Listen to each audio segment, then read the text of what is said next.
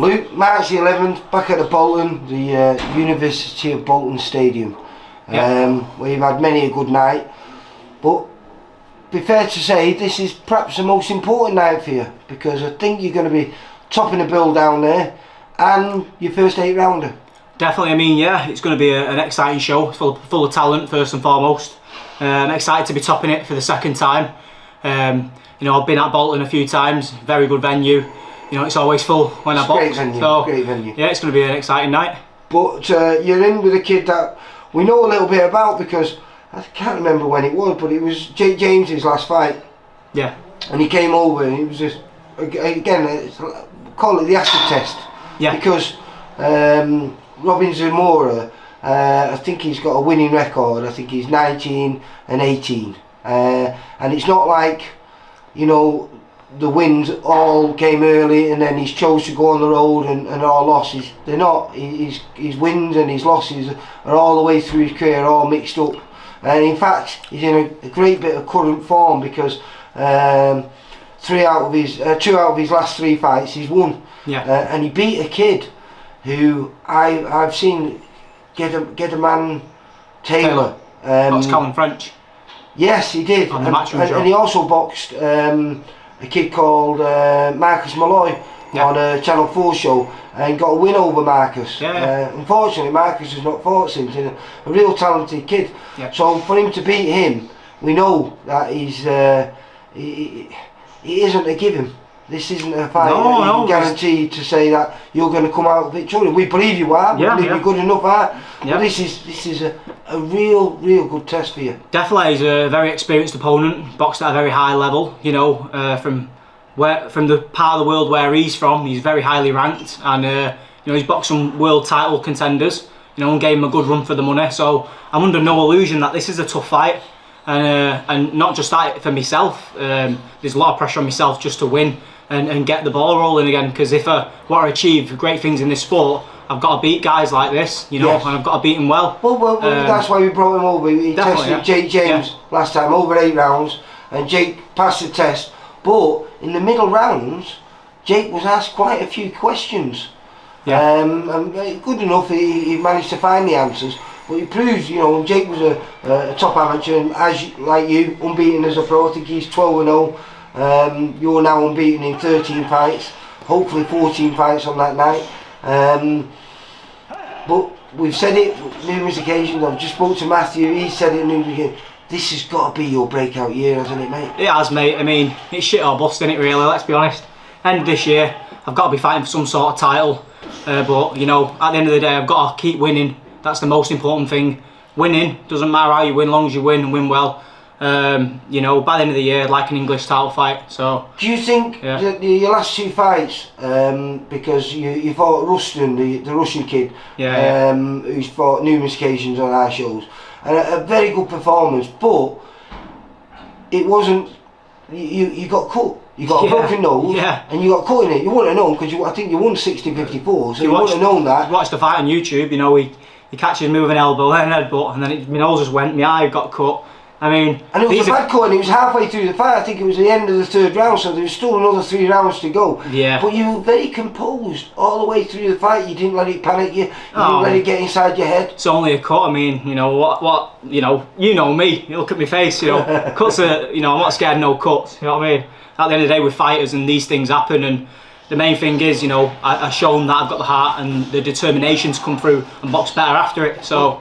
I just spoke to Matthew as well, because I think, like I say, your last 2 fights, that one with Russell we just spoke about then, the previous fight before where you got the draw when you fought on the big stage, you got put down quite heavy in the 4th round, and what I said I was amazed about was, actually by the end of that fight, because I think it was quite early on in the 4th round when you got put down, you actually took control of that round. And if you wouldn't have known that you'd been down early on in it, you would have thought you was a winner of that round. I mean, it was a heavy knockdown. It was a heavy knockdown, and a lot of kids probably, you know, would have threw the towel in, a lot of coaches. But Matt knows me, and he knows that I'm very, you know, determined. And you know, at the end of the day, like you know what I mean, I wanted it. You know what I mean? And like I said, I boxed better after I got knocked down. It was like I needed to be woke up a little bit, because sometimes I get a bit stale when I get a bit too comfy, and you know, that's shown. I got caught over a shot, got put on my backside, and I come back and boxed, you know, even better. Boxed out my skin, in fact. So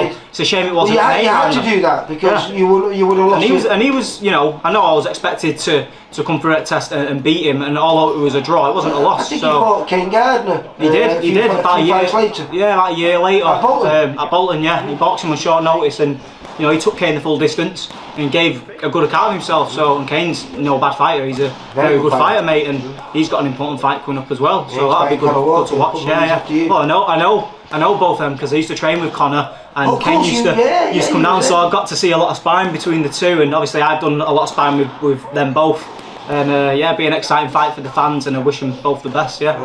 Well, like I say, this is the acid test for you. This is the one that you've got to come through with flying colours to hopefully get you some kind of title before the end of the year. And obviously, another bit of good news for you, you're going to be a father again.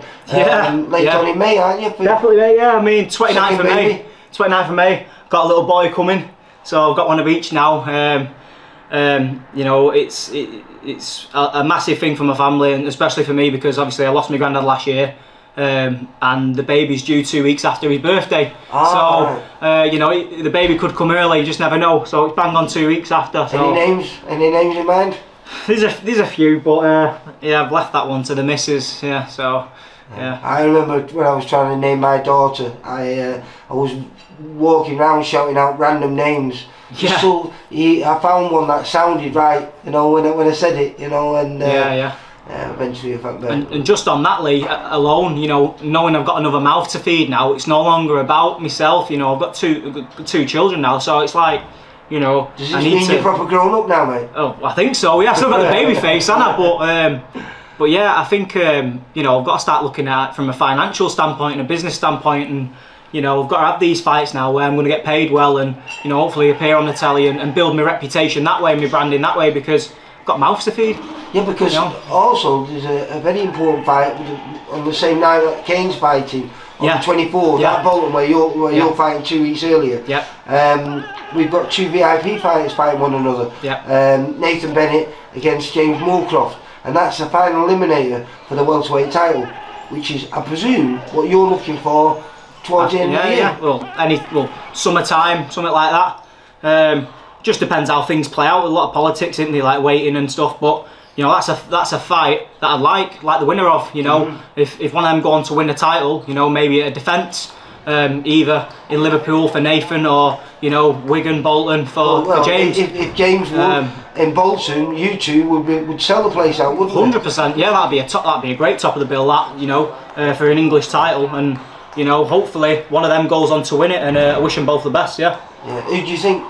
I don't know. I mean, it's a very interesting clash of styles. Nathan's, you know, a very good boxer. James is very energetic. You know, he's got a good work rate. I think they'll both gel really well. And as a boxing fan, I look forward to watching that. And like I said, hopefully I can get the winner down the line if they go on to win a title. Yeah. So you're excited for what 2023 is going to bring you? I am, yeah, mate. I can't wait. Like I said, it's just more. I just want to be consistent this year. You know, this is, like I said, it's shit or bust. You know, this is everything I've worked for this year, so we've got to take one fight at a time. And is that good pressure, that then? Yeah, I mean, yeah, it gives me a kick up the backside, you know, when I'm training with the lads, you know, and I see them there going for it on the bags, you know, just brings that extra little 5-10% out of me. Because for your coach, it's a busy night for him, because he's got young Campbell on the same night in Liverpool. That's right, They're going on early, and then we're putting you late on, and he's got to travel up from Liverpool to get in your corner for you. Definitely. I mean, it's a very important night for the gym as a whole, and obviously young Campbell's fighting, you know, in Liverpool on a very good card. So,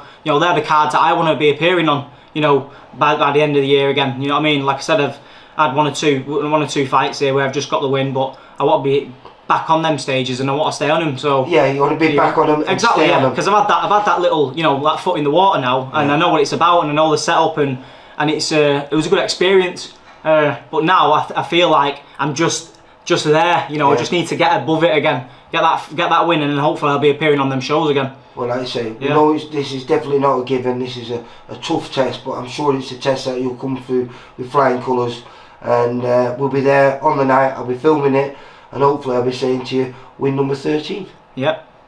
Luke, you take care, kiddo. Cheers, mate. Thank you. Bye, mate. Cheers. For all boxing Info, news and latest interviews, amateur and pro, across the north. Click and subscribe. VIP Boxing Promotions. Also Twitter, Instagram and Facebook.